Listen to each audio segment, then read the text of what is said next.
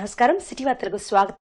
ఖమ్మం జిల్లా సింగరేణి మండలం సింగరేణి గ్రామ పంచాయతీ పరిధిలో గల గొల్ల బజార్లో నిరుపయోగంగా ఉన్న విద్యుత్ స్తంభం ఒక పక్కకు ఒరిగి ఉంది. ఏ సమయంలోనైనా స్తంభం మీద పడుతుందో అని కాలనీవాసులు భయభ్రాంతులకు గురవుతున్నారు. సంబంధిత అధికారులు స్పందించి విద్యుత్ స్తంభాన్ని సరిచేయాలని ఏరియా ప్రజలు కోరుతున్నారు.